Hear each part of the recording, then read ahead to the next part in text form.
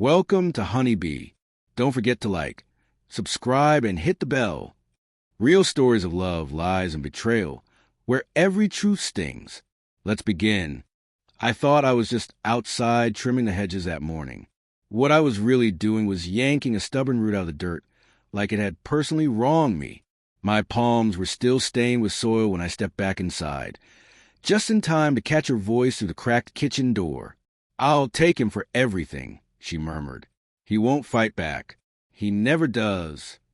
Then came her sister's reply, sugary and smug. "Just play along until the papers are signed. Then tear 'em apart." And they laughed, loud, wine glass clinking laughter that didn't sound like the woman I'd married. I froze in the doorway, head shears dangling in my hand. I wasn't gripping them hard, wasn't trembling, just holding them. And that was the moment something in me went completely still. Not broken, not angry, just still. The kind of calm that comes right before a scalpel makes its first incision. I didn't walk in, didn't confront them. I walked out, past the fence, past the mailbox, past the barking dog 3 houses down.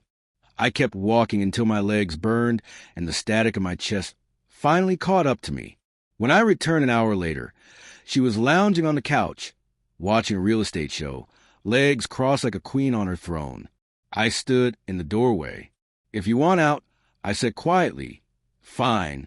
Let's keep it clean." She didn't even flinch, just smirked like she had already cashed the settlement check. Here's the funny thing. I used to think I was lucky to have her.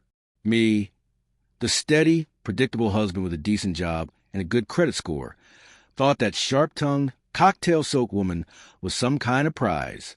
I don't remember when exactly the switch flipped, but I remember the precise second I heard her say she'd make me her target, like I was some slow, oblivious animal she could sneak up on.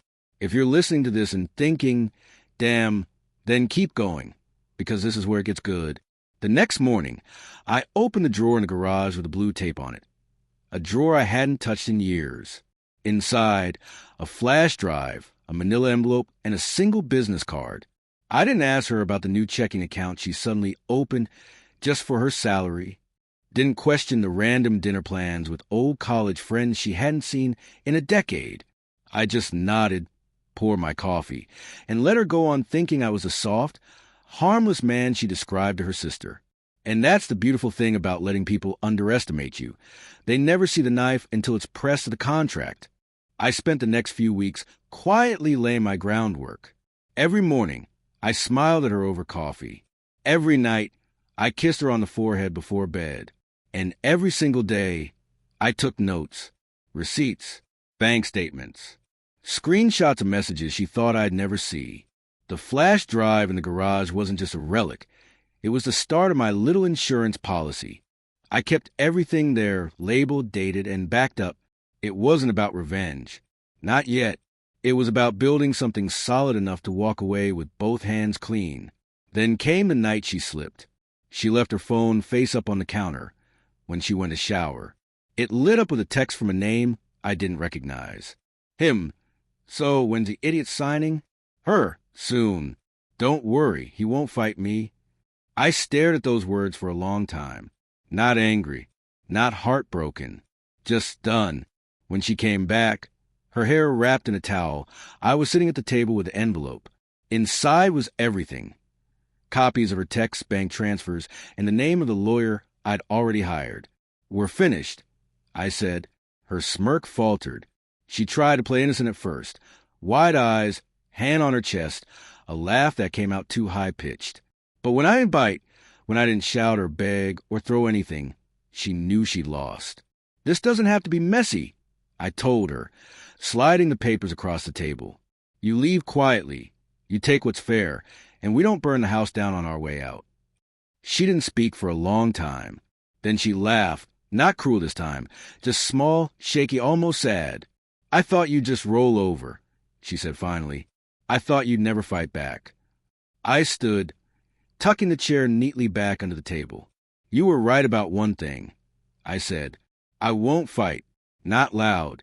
Not dirty. But I will win." The next month was a blur of signatures and legal calls, but ended with me standing in an empty living room, sunlight spilling over the floor. No screaming, no broken dishes, no scorched earth. Just peace, the kind I hadn't felt in years. That night, I sat on the porch with a glass of whiskey and watched the sun go down.